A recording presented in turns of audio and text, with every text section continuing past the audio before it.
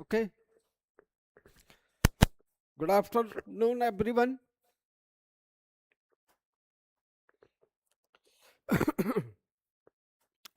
चलिए आज फिर मैं एक जनरल टॉपिक आप लोगों के बीच लेकर आया हूं जिसका नाम है फेडरल। और फेडरल क्या है और क्या उसके फीचर्स हैं और हमारे कॉन्स्टिट्यूशंस में क्या क्या प्रोविजंस हैं जो आपको लगते हैं कि ये फेडरल होना चाहिए, फेडरल जैसे कोई फीचर है इसमें। ऐसी चीजों को हम आज आपके बीच लेके आए हुए हैं। और चलिए बिना देर किए शुरुआत करते हैं। तो यहाँ पहला ही टॉपिक है हमारा, क्या है? Federal structure in India. तो फेडरल स्ट्रक्चर इन इंडिया, पहले तो फेडरल स्ट्रक्चर इन इंडिया की मीनिंग समझते हैं।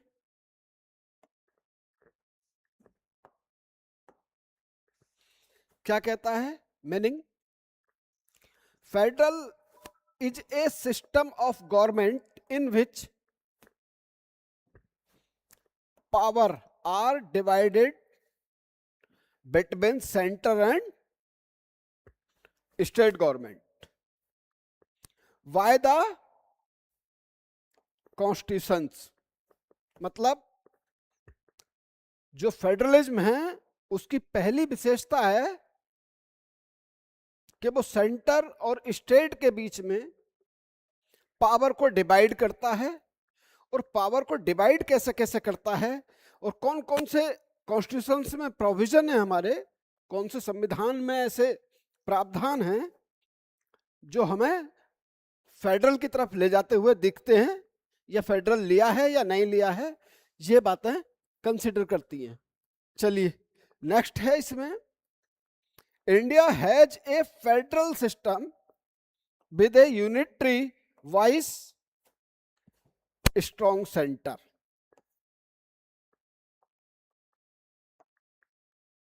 क्या है? Strong centre. तो देखिए, इससे आगे चलने से पहले मैं आपको कुछ बातें बताना चाहता हूं, उन बातों को आप समझिएगा। पहली बात है कि यूनियन किसे कहते हैं हम? यूनियन किसे कहते हैं? यूनियन के फीचर क्या क्या हैं? दूसरी बात है इसमें, फेडरल किसे कहते हैं?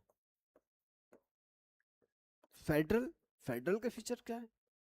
क्योंकि तब जब कॉन्स्टिट्यूएंट असेंबली में हम लोग बैठे हुए थे, हमारी संविधान सभा बन रही थी, संविधान बनाने का प्रोसेस चल रहा था, तो हमारे पास भी दो ही मॉडल थे, या तो हम यूनियन लें या फिर हम फेडरल लें।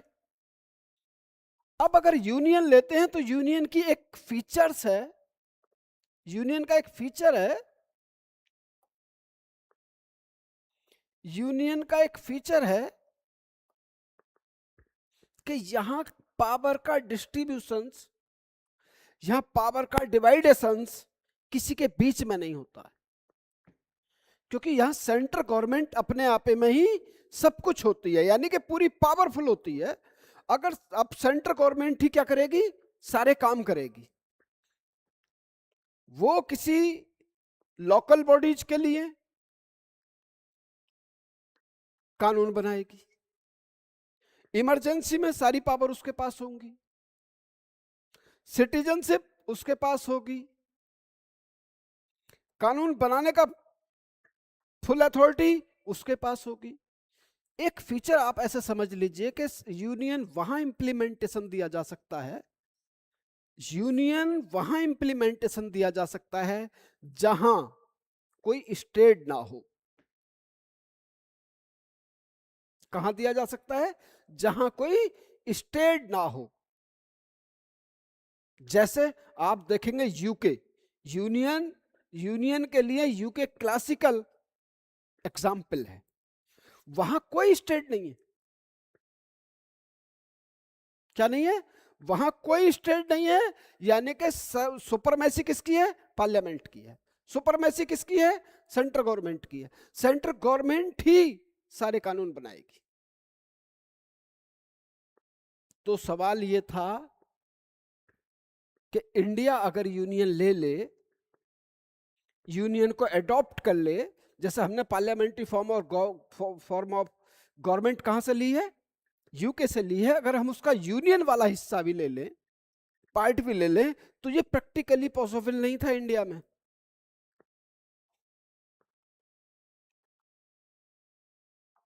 क्यों भाई? अभी देखिए, अभी यूनियन पढ़ा रहे हैं हम, यूनियन को समझिएगा आप। क्यों?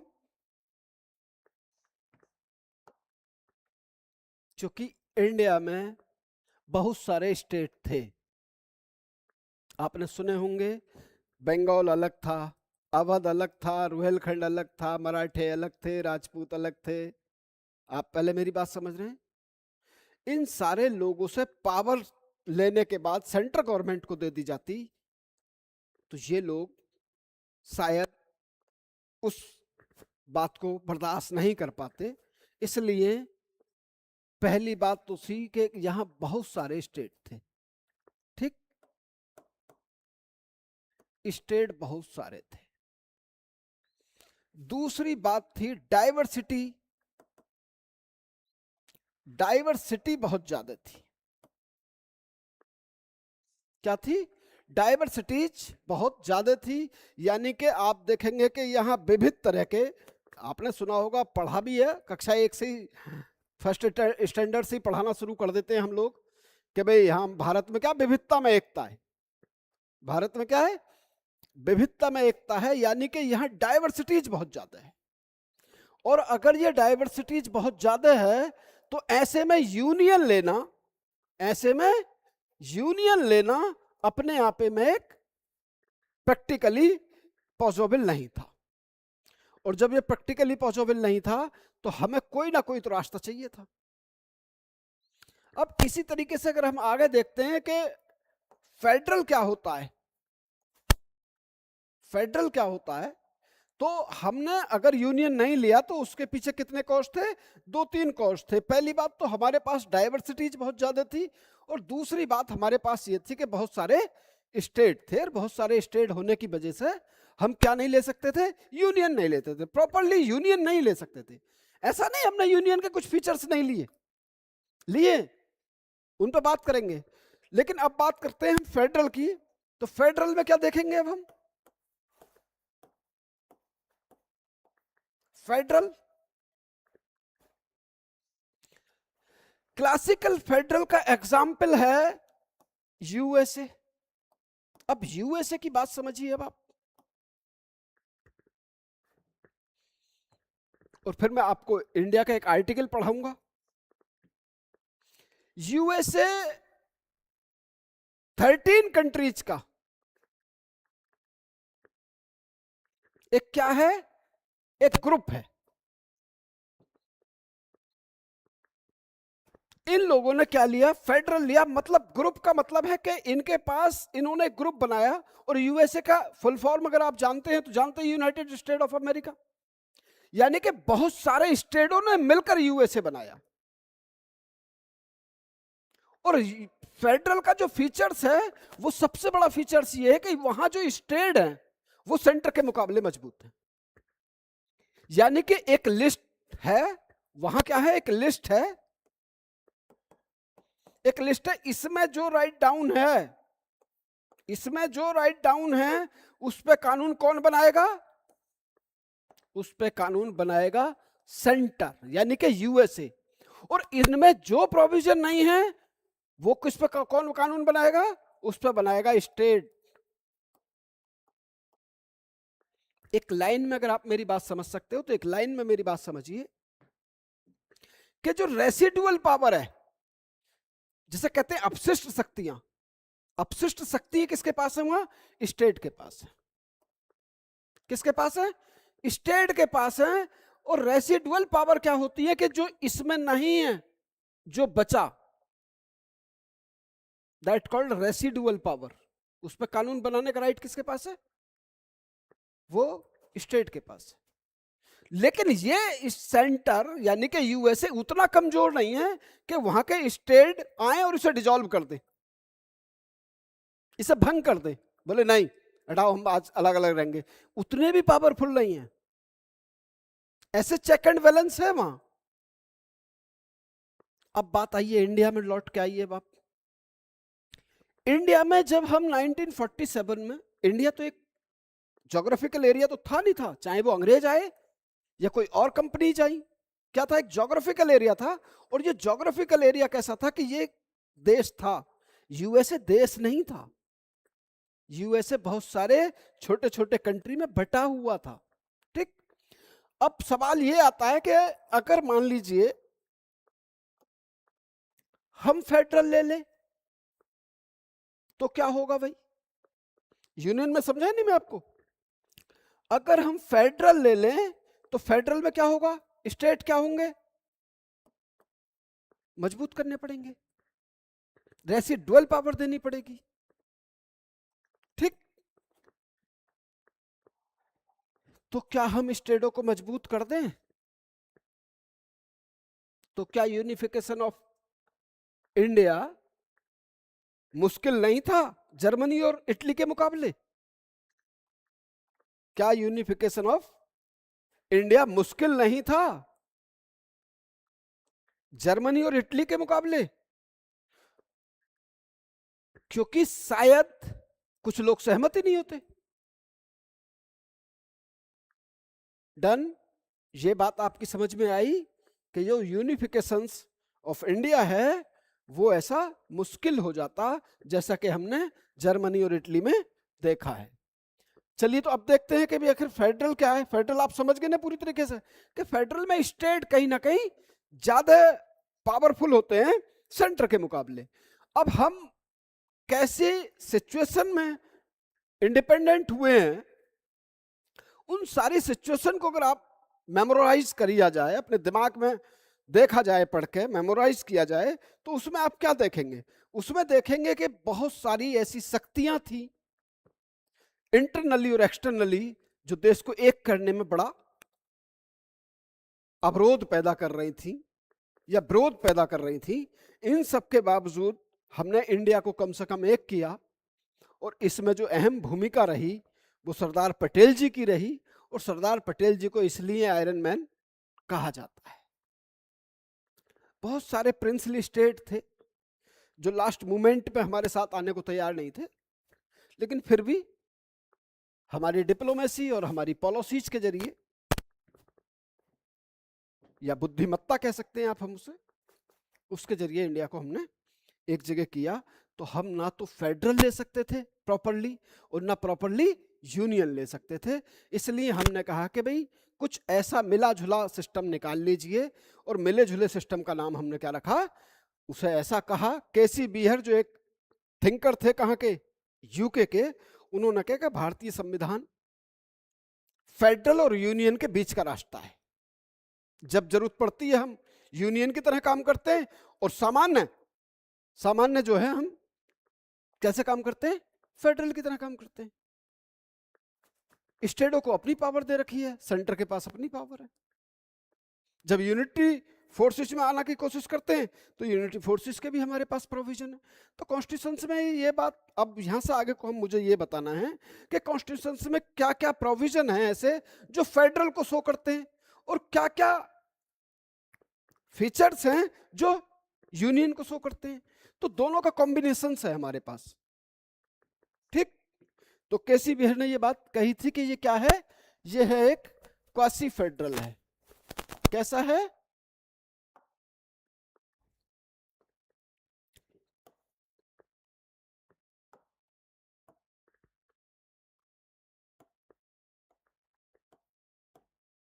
क्वासी फेडरल है। क्वासी फेडरल है। तो अब देखते हैं क्वासी फेडरल क्या है। तो इसके फीचर्स देखते हैं, कौन कौन से फीचर्स हैं जो इस बात को कहते हैं कि भाई ये इंडिया जो है फेडरल भी है। देखिए अब एक मिनट और एक बात समझ लीजिएगा मेरी, यही आ गई है बात निकल के।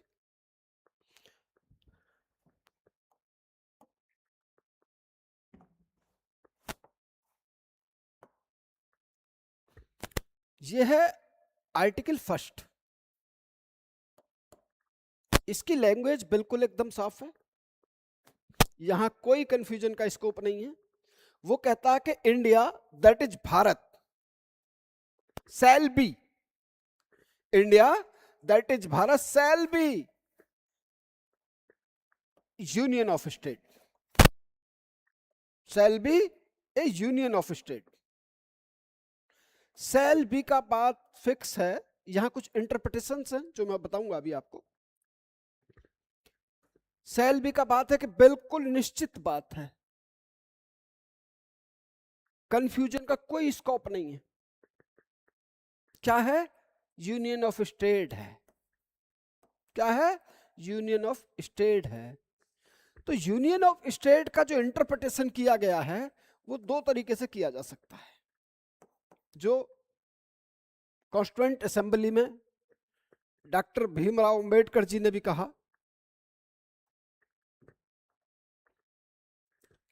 कि यूनियन ऑफ स्टेट का मतलब, अब अगर आप देखें यूएसए की साइड में जाकर,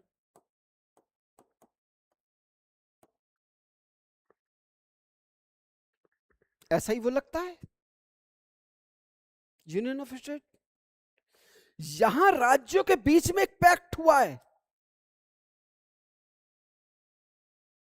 और ये जो इंटरप्रिटेशन है इसका वो ये बात कहता है कि यहां स्टेट के बीच में कोई पैक्ट हमारे बीच में नहीं हुआ है। पहला क्या है? No pact.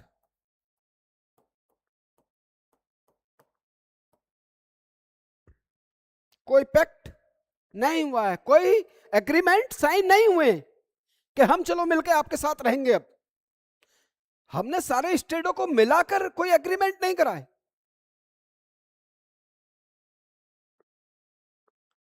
दूसरा इंटरप्रिटेशन है, पहला क्या है? No pact, no agreement.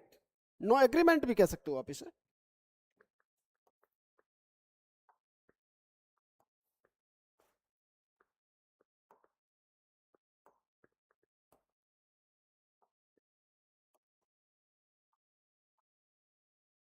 No agreement from state.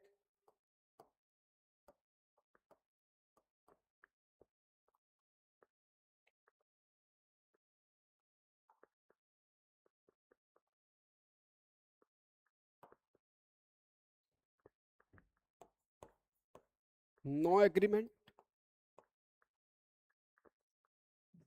ये स्टेटों के बीच में समझौते का कोई मतलब नहीं है। जैसे यूएसए में वो 13 स्टेट आए, उन्होंने एक समझौता किया अपने बीच में।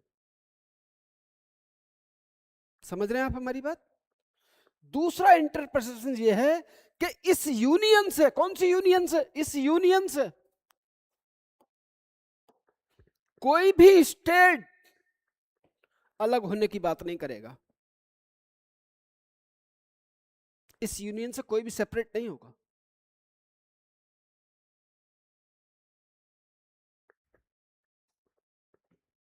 क्या मैं अपनी बात समझा पा रहा हूं?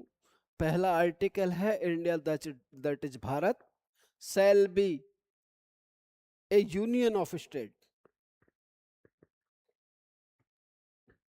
कि इंडिया राज्यों का संघ है, लेकिन ये राज्यों के बीच में कोई समझौते के तहत नहीं हुआ है, कोई एग्रीमेंट साइन नहीं हुआ है इनके बीच में,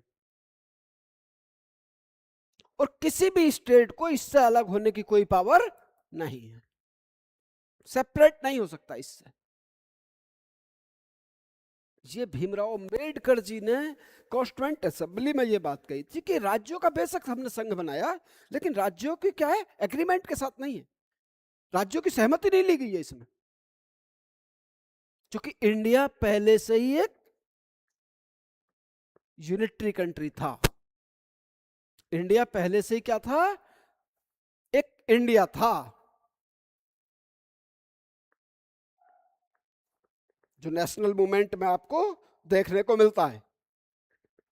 तो इसलिए यहां ये बात आप साफ साफ समझ लीजिए कि इंडिया किसी समझौते के तहत नहीं आया है, और इंडिया के यूनियन से किसी भी स्टेट को अलग होने की कोई पावर नहीं है। ये क्वेश्चन कई बार पूछा गया है, इस इंटरप्रिटेशन को कई बार पूछा गया है, असर्शन और रीजनिंग में क्वेश्चन में पूछा गया है। ठीक, तो अब आप देखिए,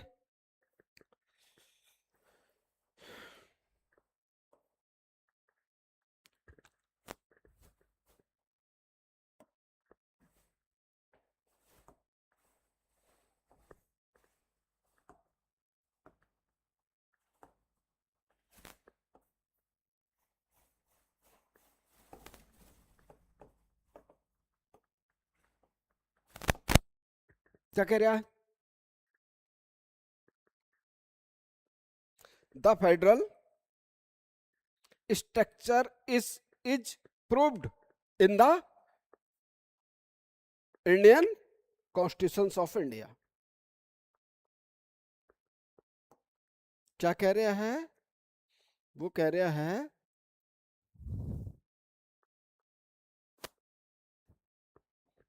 वो ये बात बोल रहा है कि कॉन्स्टिट्यूशनल वाइज में अगर देखा जाए तो the federal structure is provided in the constitution of India 1950। ठीक भाई, तो आर्टिकल फर्स्ट आप समझ गए। अब देखिए इसमें नेक्स्ट देखते हैं, इसके फीचर्स के बारे में देखते हैं। भीमराव अम्बेडकर जी ने क्या कही, आप देखिए इस बात को भी समझिए।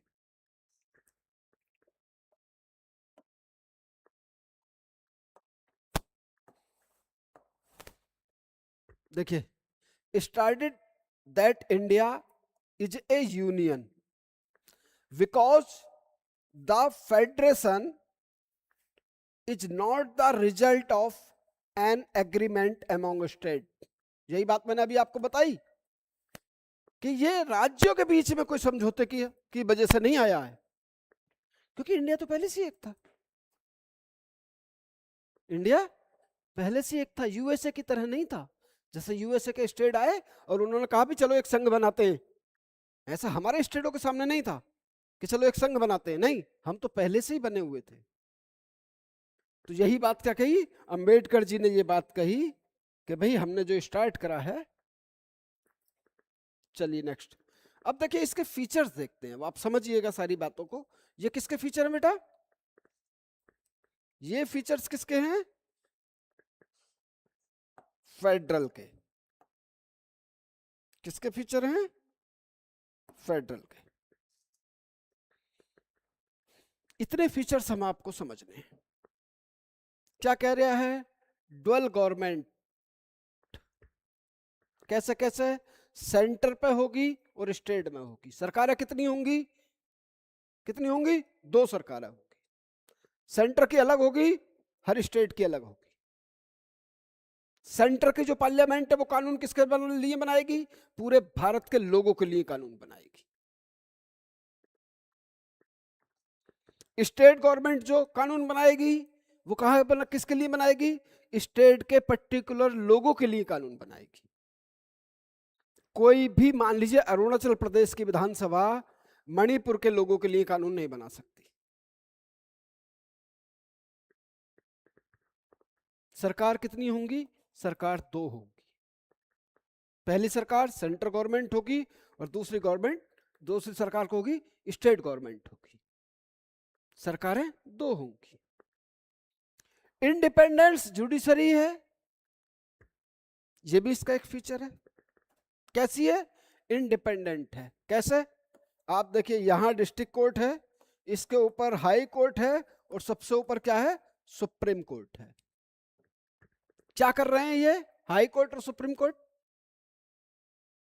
ये कॉन्स्टिट्यूशन को क्या कर रहे हैं? कॉन्स्टिट्यूशन के क्या है? ये गार्जियन है। कौन है? गार्जियन है। अगर कोई कानून उस तरह का बनता है जो सेंटर स्टेट के रिलेशंस को वायलेंस करता हो या किसी के फंडामेंट राइट का वायलेंस करता हो, तो ऐसे कानून को सुप्रीम कोर्ट क्या कर सकता है?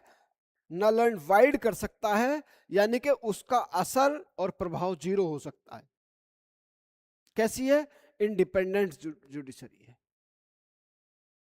क्यों है?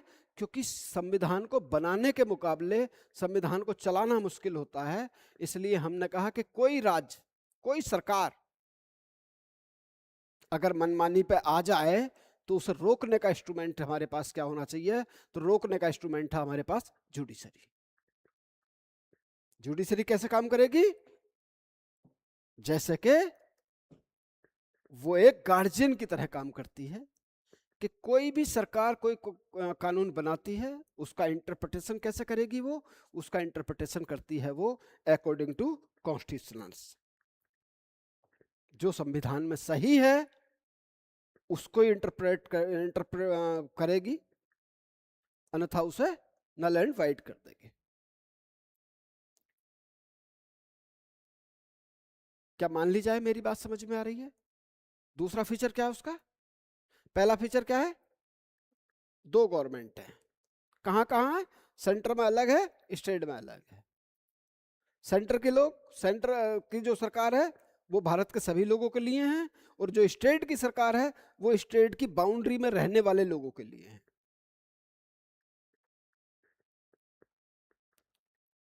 इंडिपेंडेंट जुडिशरी कैसी है? वो सबके लिए है। किसको इंटरप्रेट करेगी? वो करेगी लॉ को, सरकार की पॉलिसीज को। ठीक। डिवीजन, थर्ड थर्ड फीचर क्या है? Division of power. पावर को क्या किया गया है? डिवीजन किया गया है। और देखिए एक बात और समझ लीजिए, ये मिल कहां से रहा है? सबको कहां से मिल रहा है? कॉन्स्टिट्यूशन से पावर मिल रही है। पावर कहां से मिल रही है? कॉन्स्टिट्यूशन से मिल रही है। कहां से मिल रही है? कॉन्स्टिट्यूशन से पावर मिल रही है सभी लोगों को। तो क्या है भाई, अब आप समझिए, डिवीजन ऑफ पावर। एक मिनट की जरा।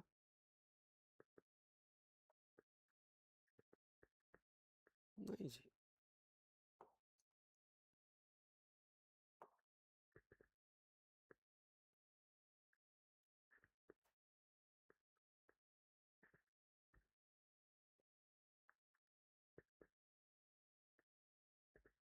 डिवीजन ऑफ,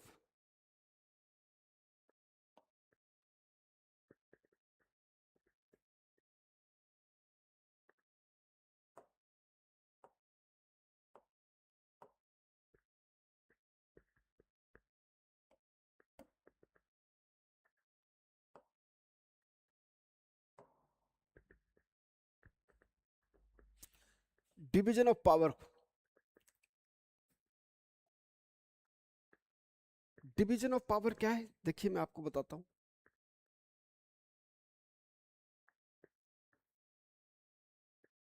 कि ये पावर हमने क्या है, इंडिया का जो कॉन्स्टिट्यूशन है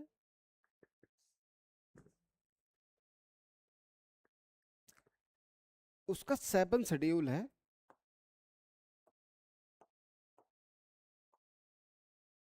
7 शेड्यूल में 3 लिस्टें दे रखी हैं।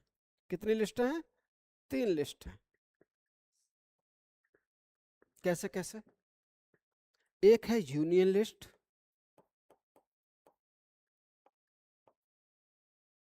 क्या है? यूनियन लिस्ट है।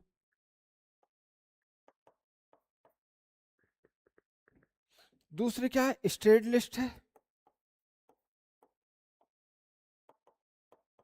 और तीसरी क्या है? कनकरेंट है।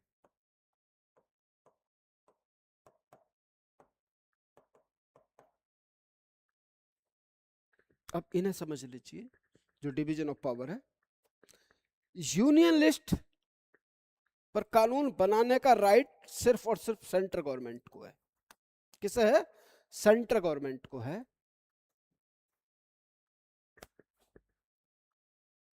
ये किसे है? सेंट्रल गवर्नमेंट को है।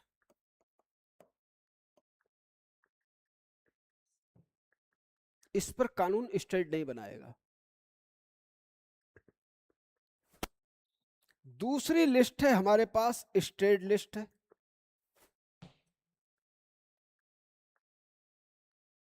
कौन सी है? स्टेट लिस्ट है। और स्टेट लिस्ट में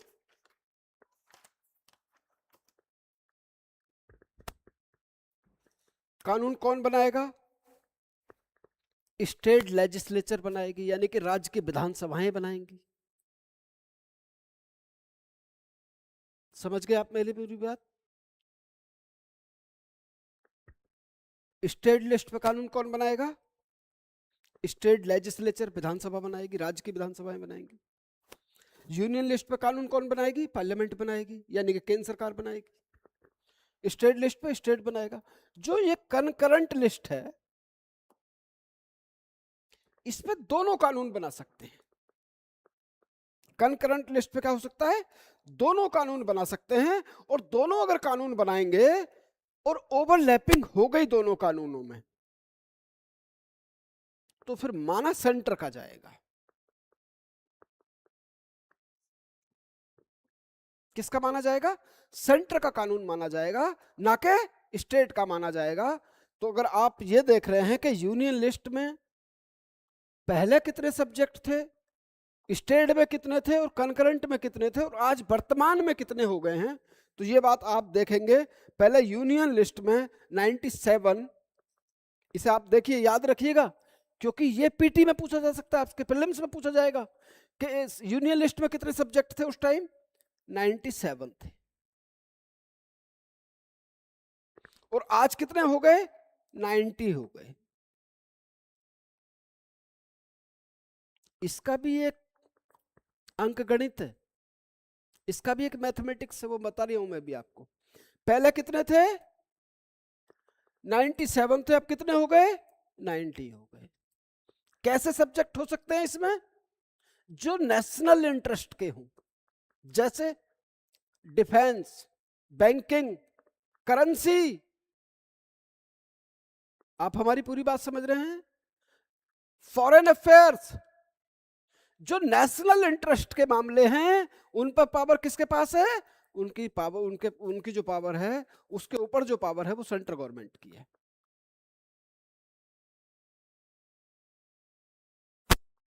किसके पास है, सेंट्रल गवर्नमेंट के पास है। यानी कि पहले कितने सब्जेक्ट थे, 97 थे, आज कितने हो गए, 90 हो गए। स्टेट में पहले कितने थे, स्टेट लिस्ट में 66 थे, आज कितने हो गए, 59 हो गए। आज कितने हो गए, 59 हो गए। पहले 66 थे और आज कितने हो गए, 59 हो गए। अगर कोई पूछे कि प्रेजेंट में स्टेट लिस्ट में कितने सब्जेक्ट हैं, कैसे है, कौन कौन से सब्जेक्ट हो सकते हैं, जैसे health, law and order, police, कैसे हैं? ये स्टेट लिस्ट के सब्जेक्ट है कि इन पे कानून कौन बनाएगा, स्टेट बनाएगा, कोई दिक्कत नहीं है। सेंटर के पास कौन कौन से कानून बनाने का राइट है, जो नेशनल इंटरेस्ट के हैं, और जो स्टेट इंटरेस्ट के हैं वो किसके, स्टेट लिस्ट में आते हैं। मतलब आज कितने हो गए, 59 थे, कितने 66, कब थे, जब संविधान को इंप्लीमेंटेशन दे रहे थे 1950 में। 1950 में तब हमने क्या काम किया था, 59 थे। कनकरेंट लिस्ट क्या है, पहले ये समझिए, जिस पर दोनों कानून बना सकते हैं, जैसे तलाक, आईपीसी, सीआरपीसी,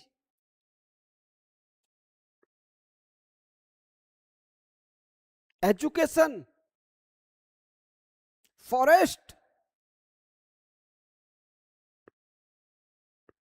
ये पहले कितने सब्जेक्ट थे इसमें, पहले इसमें सब्जेक्ट थे 47, आज हो गए 52। पहले कितने थे इसमें, 47 सब्जेक्ट थे, आज कितने हो गए, 52 हो गए। कितने हो गए, 52 हो गए। तो 52 जब हो गए हैं, तो आप देखिए ये ऐसा कैसे हो रहा है, पहले 47 थे, आज 52 हो गए, कितने बढ़ गए, 5 बढ़ गए। ये 42वां संविधान संशोधन किया हमने, 42 कॉन्स्टिट्यूशनल अमेंडमेंट बिल लाए हम। ये बात है 1976 की, और इसमें हमने ये 5 सब्जेक्ट कहां से हटा के, यहां से हटाकर इधर जोड़ दिए कनकरेंट में। और कनकरेंट में जोड़ने का मतलब आप समझ लीजिए, क्या समझ लीजिए, कि अगर दोनों ने कानून बनाया और दोनों में ओवरलैपिंग हो गई, स्टेट में और सेंटर में, तो माना किसका जाएगा, किसका माना जाएगा, सेंटर का माना जाएगा। इसलिए ये लिस्ट बढ़ती जा रही है, ये लिस्ट बढ़ती जा रही है। जैसे एजुकेशन, फॉरेस्ट, आईपीसी, सीआरपीसी, तलाक, एडॉप्शन, सक्सेशन। आप हमारी पूरी बात समझ गए। अब सवाल यह है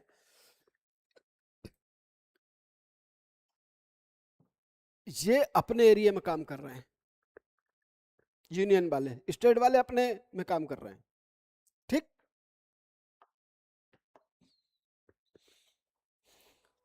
स्टेट वाले अपने में काम कर रहे हैं, अपने सब्जेक्टों पर,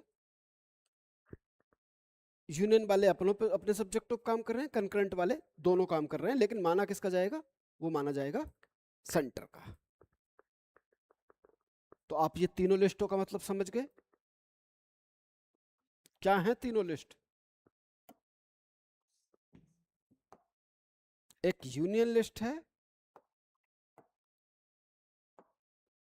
एक यूनियन लिस्ट है, दूसरी स्टेट लिस्ट है, और तीसरी कंकरेंट लिस्ट है। अब अगर पीटी में कोई क्वेश्चन पूछा जाएगा इससे, तो पहला तो पूछा जाएगा कि आज यूनियन लिस्ट में कितने सब्जेक्ट हैं?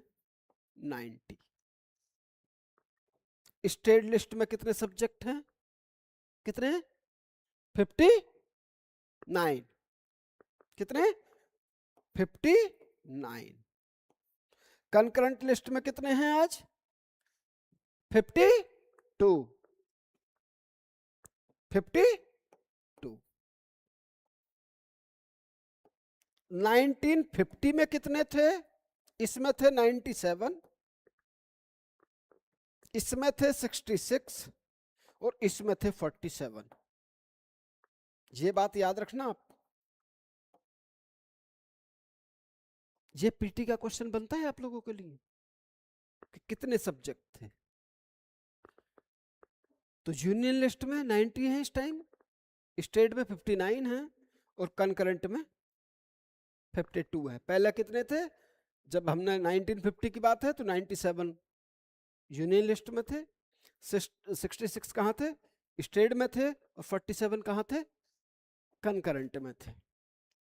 ठीक, अब देखिए जो इसका नेक्स्ट फीचर है, आप कितने फीचर समझ गए? उसके दो फीचर समझ गए। एक तो डुअल गवर्नमेंट है, सेंटर में अलग है, स्टेट में अलग है। ये फीचर किसका है? फेडरल का है। इंडिपेंडेंस क्या है? जुडिशरी है। ये किसका है? ये भी फेडरल फीचर्स है। अब डिवीजन ऑफ पावर की बात करते हैं। किसकी बात करते हैं? Division of power. तो डिवीजन ऑफ पावर में मैंने आपको बताया कि 7th शेड्यूल है। ठीक, 7th शेड्यूल में इसका प्रोविजन किया गया है। अगर देखा जाए तो कितने शेड्यूल थे उस टाइम जब हमने ये संविधान को इम्प्लीमेंटेशन दिया है, लागू किया? तो आप देखेंगे उस टाइम 8 शेड्यूल थे हमारे पास। आज कितने हो गए? 12 हो गए, 12 हो गए। ठीक, चलिए अब क्या है? By cameral legislature. ये क्या है भाई? बाई कैमरल लेजिस्लेचर है। ये क्या मतलब है? देखिए यहां मतलब है, ये है सेंटर,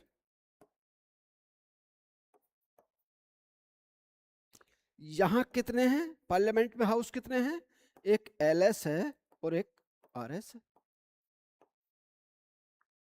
दोनों का मतलब समझ लीजिए। एलएस जो रिप्रेजेंट करती है लोकसभा, वो लोगों को रिप्रेजेंट करती है, और जो आरएस है वो स्टेट को रिप्रेजेंट करती है। आरएस क्या करती है? स्टेट को रिप्रेजेंट करती है।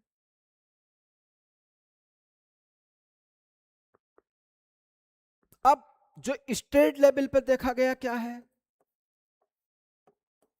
भाई? जब हमने इन्हें शेड्यूल बांट रखे हैं, तो स्टेट के पास भी कोई लेजिस्लेचर होना चाहिए, नहीं होना चाहिए? ये एलएस आरएस पे क्या करती है? कंट्रोलिंग करती है, यानी कि बैलेंस करने के लिए बनाया है। लोकसभा को बैलेंस करने के लिए क्या है? राज्यसभा है। अब जो स्टेट है, स्टेट के पास क्या होना चाहिए?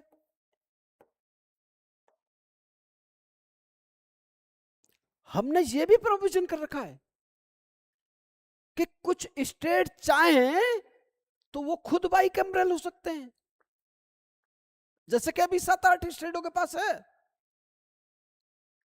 अपर हाउस भी है उनके पास, लेकिन एक हाउस तो 100% है सबके पास। स्टेट की बात कर रहे हैं, यूटी की नहीं। हमने तो कुछ यूटी को भी विद लेजिस्लेचर बना रखा है। 3 यूटी हैं आज हमारे पास जिनके पास लेजिस्लेचर है, दिल्ली है, Pondicherry and J&K, Jammu and Kashmir है। तो स्टेट के पास क्या है? विधानसभा है, और किसी किसी के पास विधान परिषद भी है। इसे कहते हैं क्या?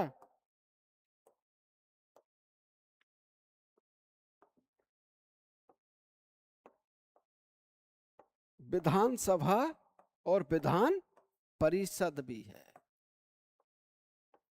क्या करते हैं ये दोनों? ये स्टेट लिस्ट के सब्जेक्टों पर कानून बनाते हैं। यानी कि स्टेट में भी बाइकैमरल है, सेंटर में तो है ही है, स्टेट के पास भी है। स्टेट भी अपने लोगों के लिए कानून बना सकती है। ये कितने स्टेटों के पास है? 7-8 के पास है। यूपी, बिहार, महाराष्ट्र, कर्नाटक, समझ रहे हो, तेलंगाना, आंध्र प्रदेश।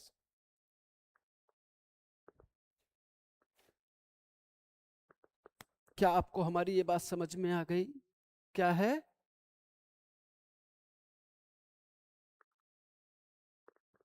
ये उसका कौन सा फीचर हुआ? फोर्थ फीचर है कि बाई कैमरल लेजिस्लेचर होगा, जो सेंटर में भी होगा और जो स्टेट में भी होगा। सेंटर में कितना है? एक लोकसभा है, एक राज्यसभा है। स्टेट में भी क्या है? विधानसभा तो है, पक्का बात है, लेकिन कहीं कहीं विधान परिषद भी है। विधानसभा भी है और विधान परिषद भी है, जो इस बात का प्रमाण है कि हमने किसी स्टेट को उसके कानून बनाने से रोका नहीं है। जो सामान्य समय जनरल टाइम में सारे लोग अपने अपने दायरे में अपने अपने लिस्ट में कानून बना रहे हैं और रह रहे हैं आराम से। ये कैसा फीचर है? फेडरल फीचर्स है। कई बार वो ऐसे पीटी में क्वेश्चन पूछता है कि भाई कौन कौन से फीचर है किसके? फेडरल के। तो आइए, आपको जितने भी हैं, 1 2 3 4 5 6 और एक 7 फीचर हैं।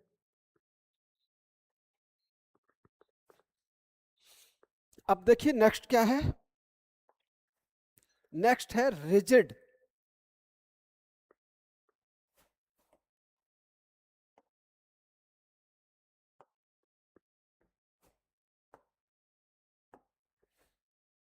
रिजिड कॉन्स्टिट्यूशन है। कैसा है? बहुत कठोर संविधान है। रिजिड का मतलब है कठोर संविधान है, लेकिन उतना कठोर तो नहीं जितना यूएसए का है। वो 250 सालों में 20-25 अमेंडमेंट कर पाया, और हम 70-75 वर्षों में कितने कर गए? 100+ में निकल गए। उतना रिजिड तो नहीं है यार। कैसा है? यहां अगर अमेंडमेंट करना पड़ जाए, अमेंडमेंट करना पड़ जाए तो अमेंडमेंट करने के हमारे पास 3 रास्ते हैं। 3 तरीके से हम कॉन्स्टिट्यूशन में अमेंडमेंट कर सकते हैं। जो हमने सीधा सीधा प्रोविजन कहां है? 368 में लिया गया है। कहां लिया गया है? 368 में यह प्रोविजन किया गया है कि अगर कभी समय के अकॉर्डिंग संविधान को बदलना पड़ जाए, नया नहीं, बदलना पड़ जाए, इसमें कुछ अमेंडमेंट करने पड़ जाए, तो हमने आर्टिकल 368 को यह पावर दी है कि पार्लियामेंट चाहे तो संविधान के किसी भी भाग में क्या कर सकती है? अमेंडमेंट कर सकती है। कुछ जोड़ भी सकती है और कुछ घटा भी सकती है। तो क्या है भाई? इसमें 3 बातें बताई गई हैं। 3 तरीके से अमेंडमेंट हो सकता है। एक तो है ऑर्डिनरी मेजोरिटी। एक क्या है? एक मिनट रुकिए।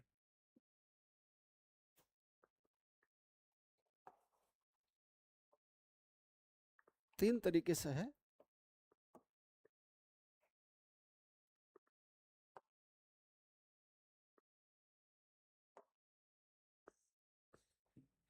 तीन तरीके से हम इसमें अमाइंड कर सकते हैं। कहां कहां ये इसका प्रोविजन है? 368 में। पहला, ऑर्डिनरी मेजोरिटी।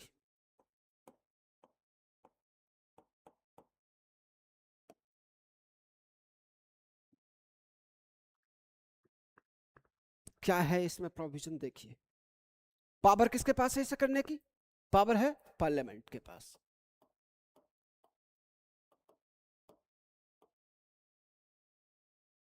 किसके पास पावर है? पार्लियामेंट के पास पावर है। क्या कर सकती है वो? संविधान के किसी भी भाग में क्या कर सकती है? अमेंडमेंट कर सकती है, संशोधन कर सकती है, उसमें कुछ जोड़ सकती है, उसमें कुछ घटा सकती है। ठीक। ऑर्डिनरी मेजोरिटी, ऑर्डिनरी मेजोरिटी का मतलब है कि पार्लियामेंट के दोनों हाउस,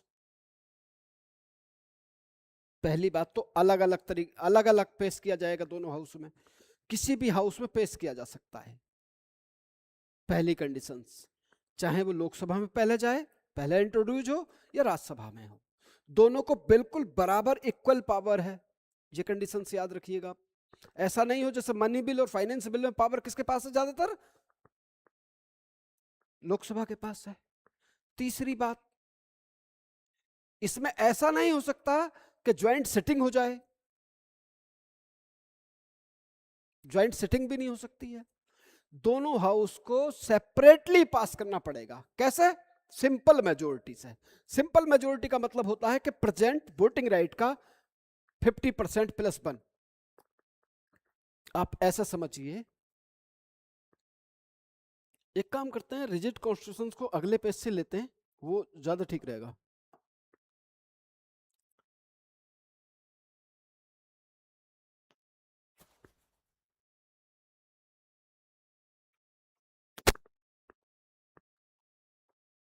नहीं आया अगला पेज, चलिए।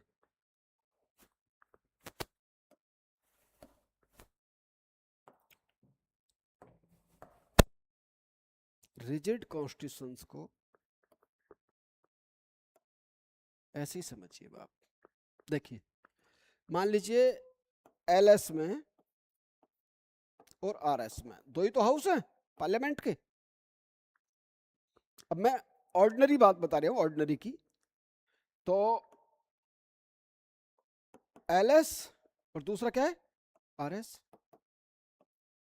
ऐसा समझिए आप, ये क्या है? ऑर्डिनरी मेजोरिटी की बात कर रहे हैं। ऑर्डिनरी मेजोरिटी,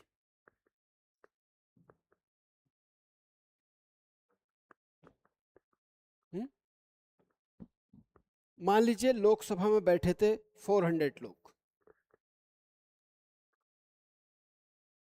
आउट ऑफ 543 में से, तो इसका 50% प्लस 1 का मतलब हो गया 201। अगर लोगों ने पास कर दिया तो ये पास हो जाता है। इसे कहते हैं ऑर्डिनरी मेजोरिटी, सिंपल मेजोरिटी, साधारण बहुमत। क्या बोलते हैं इसे? हिंदी में बोलते हैं साधारण बहुमत। साधारण बहुमत कितना हो गया? 400 का ये हो गया। इसमें कर क्या सकते हैं आदमी? आर्टिकल 3,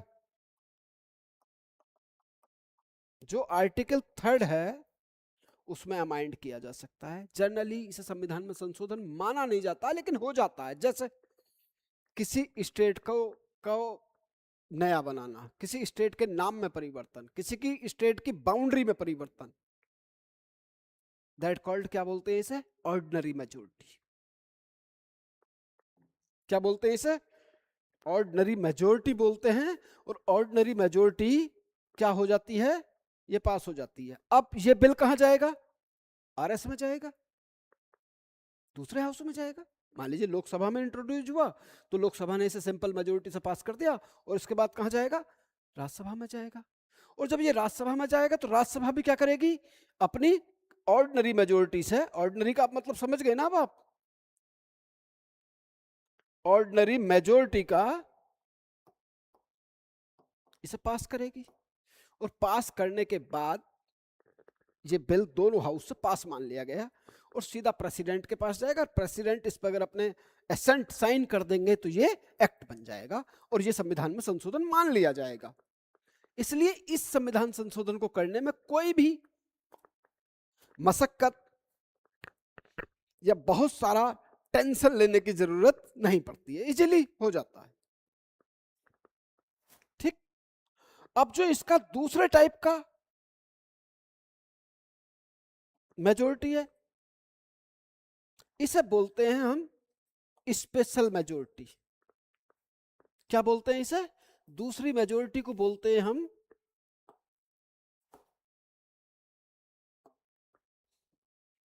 दूसरी मेजोरिटी जो होती है हमारे पास,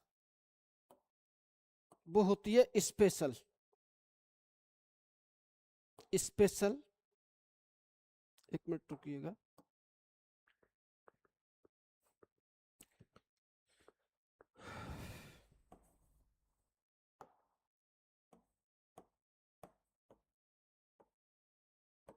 स्पेशल मेजोरिटी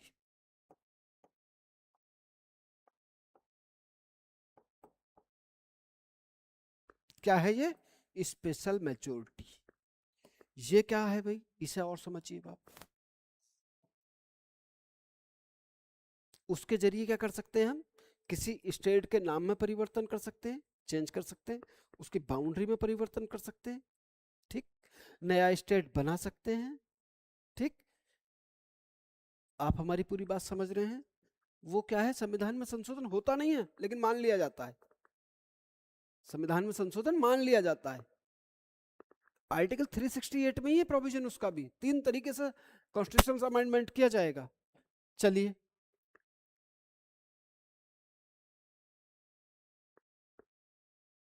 स्पेशल मेजोरिटी, इसमें क्या है कि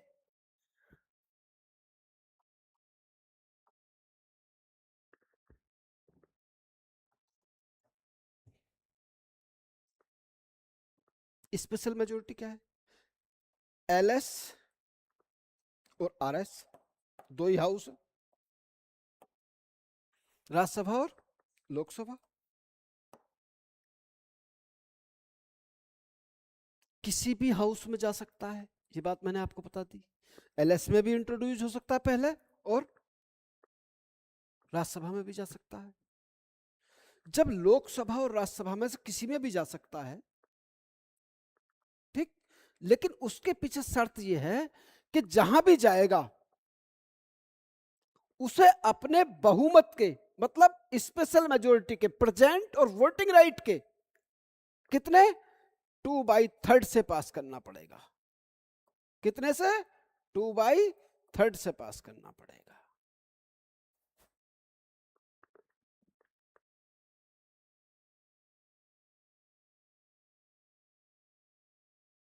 आप हमारी बात समझ रहे हैं? ये क्या मतलब हुआ इसका?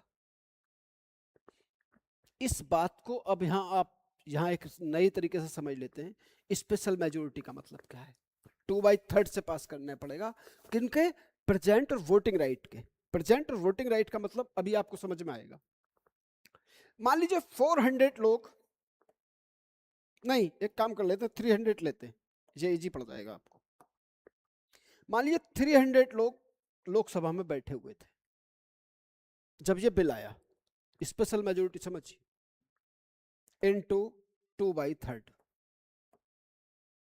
ये कितना हो गया? 100। तो 100 इंटू 2 इज इक्वल टू 200।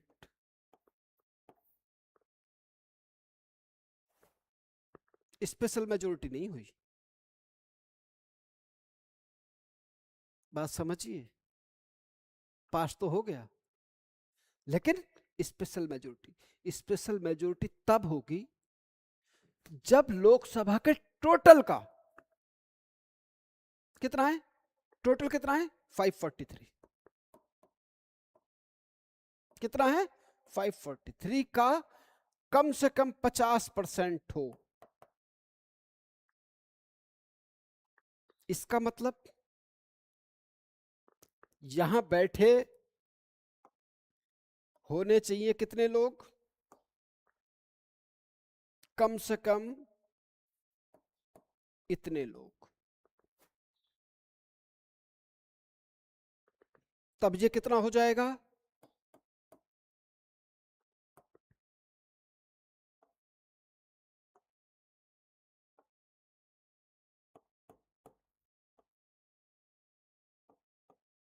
कितना हो जाएगा? क्यों भाई,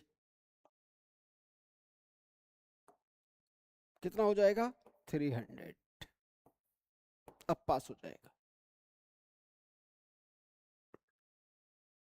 क्या हो जाएगा? अब पास हो जाएगा। कैसे पास हो जाएगा? इसका 50% कितना होता है? इसका 50% होगा 274। तो ये इससे ज्यादा हो गया नहीं हो गया? That called special majority. क्या बोलते हैं इसे? स्पेशल मेजोरिटी बोलते हैं इसे हम।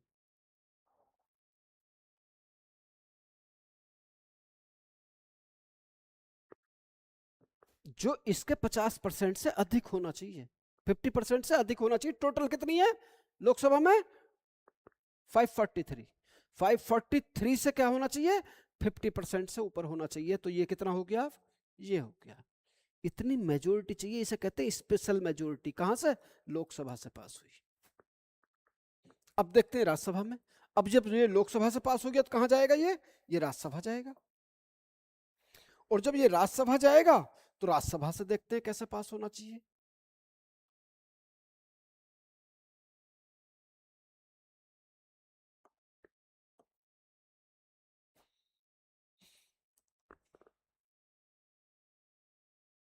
कैसे होना चाहिए? राज्यसभा से कैसे पास होना चाहिए?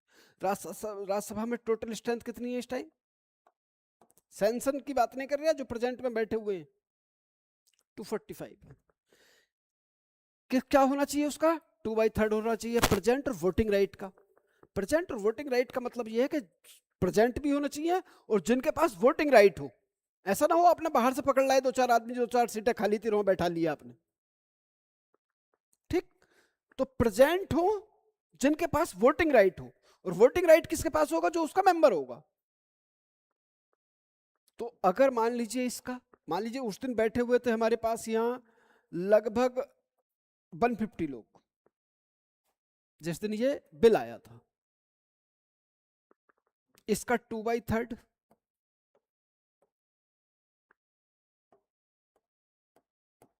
50, तो 50 इंटू 2 इक्वल टू 100। पास नहीं हुआ। पास नहीं हुआ। क्यों नहीं हुआ पास? क्योंकि इसका 50% प्लस बन चाहिए हमें। कम से कम टोटल स्ट्रेंथ का 50% चाहिए। टोटल स्ट्रेंथ का कितना चाहिए? 50% चाहिए। तो टोटल स्ट्रेंथ का 50% का अगर हम देखते हैं तो ये होना चाहिए 125 मान लेते हैं, हालांकि और भी कम चाहिए। 220 21 में भी काम, 22 23 में भी काम हो जाएगा। तो ये पास नहीं होगा। ये पास कब होगा? यहां कम से कम, यहां कम से कम लोग बैठने चाहिए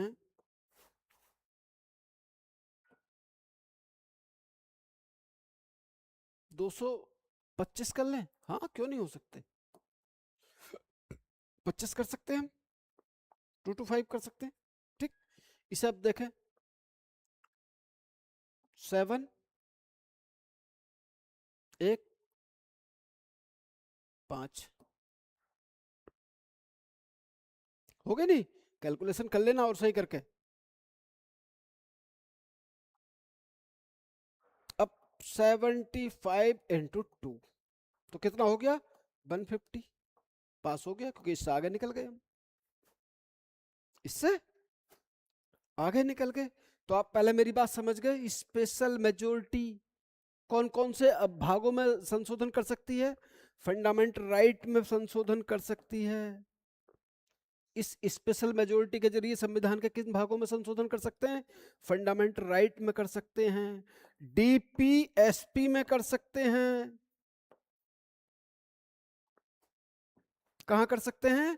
डीपी एसपी में कर सकते हैं, ईटीसी। और भी कई पार्ट है या और भी कई भाग हैं जिनमें संशोधन इस तरीके से हो सकता है, अन्यथा इनमें संशोधन ऐसा नहीं होगा, इससे संशोधन नहीं होगा, सिंपल मेजोरिटी से। ठीक, अब इसके थर्ड पार्ट देखते हैं। थर्ड पार्ट में क्या है?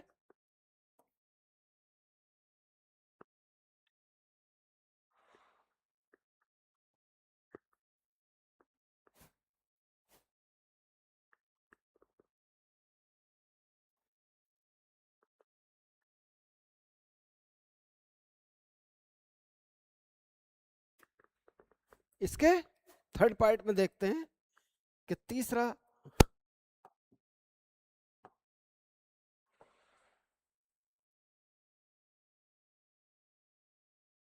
संशोधन कैसे हो सकता है।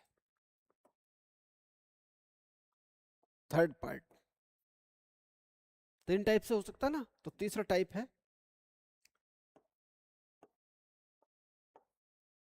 Special majority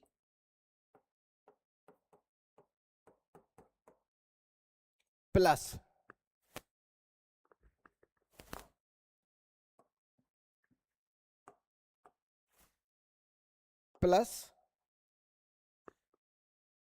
half state rectifications, rectification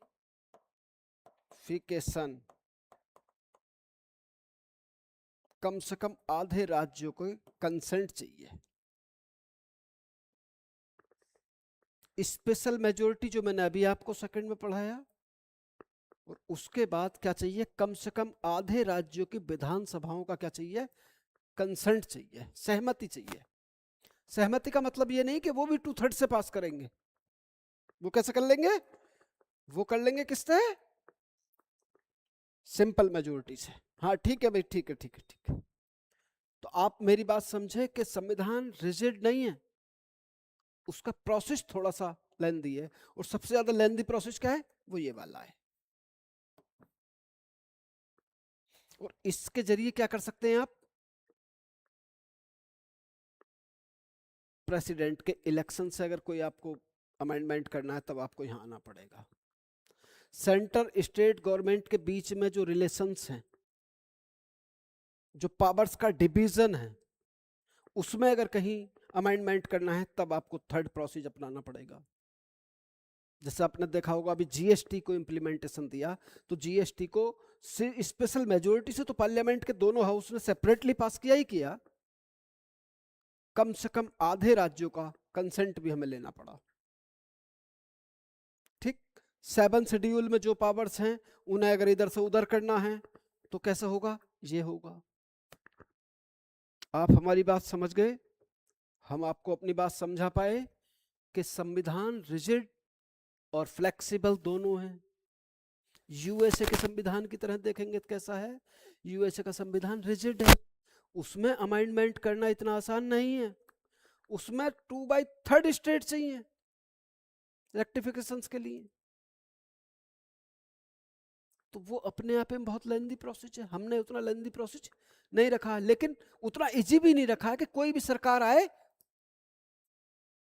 और क्या कर दे? अमेंडमेंट कर दे। जैसे यूके में क्योंकि उनका अनरिटन कॉन्स्टिट्यूशन है, उसमें अमेंडमेंट करना एक सिंपल मेजोरिटी से पार्लियामेंट के दोनों हाउस बैठ के कर लेते हैं।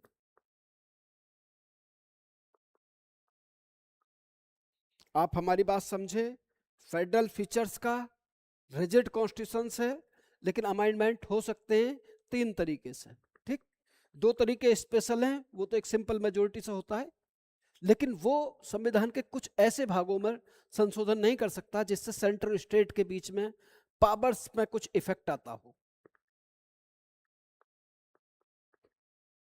चलिए भी नेक्स्ट क्या है?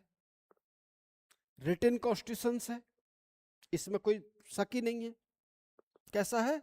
रिटन है, रिटन कॉन्स्टिट्यूशन है, डिटेल के साथ है, इसलिए कंफ्यूजन का स्कोप बहुत कम है। जो बात लिखी है वो साफ साफ लिखी है, सेंटर को पता है कि मेरी बाउंड्रीज क्या हैं, स्टेट को पता है मेरी बाउंड्रीज क्या हैं, अपनी बाउंड्रीज में रहकर कानून बनाते रहिए, कोई दिक्कत नहीं है, सबसे अच्छा चलता है। क्योंकि ऐसा तो है नहीं कि ऑरली हमने कोई पैक्ट करा हो, सारी चीजें किस में है, रिटिन में है। और जब रिटिन में है तो कंफ्यूजन का स्कोप भी बहुत कम है। नेक्स्ट फीचर है उसका कौन सा, नेक्स्ट फीचर है सुपरमेसी ऑफ द कॉन्स्टिट्यूशन। यहां पावर किसी एक आदमी में नहीं है, किसी पोस्ट में नहीं है, किस में है, वो है भारत के लोगों में। और लोगों ने जो पावर है कहां है, वो संविधान में है। यानी कि यहां सबसे बड़ा लॉ का क्या है, वो है कॉन्स्टिट्यूशन। सबसे बड़ा लॉ कौन क्या है, कॉन्स्टिट्यूशन लॉ है। और कॉन्स्टिट्यूशन क्या कहता है कि जो उसमें लिखा है वही काम करो, इधर उधर की बातें हमें पसंद नहीं है, जो वहां लिखा हुआ है उसे काम करें, चाहे वो सेंटर हो या स्टेट हो। आप हमारी बात समझ गए। फेडरल फीचर्स कितने होते हैं, ये 6-7 फेडरल फीचर्स हैं, इन्हें मैंने आपको अच्छे से एक्सप्लेन किया है। और मैं ये उम्मीद रखता हूं कि ये वीडियो आपको बहुत अच्छा लगेगा। और अगर कहीं कोई कंफ्यूजन है तो उसके लिए आप मुझे कमेंट सेक्शन में कमेंट करके बताइए। Thank you.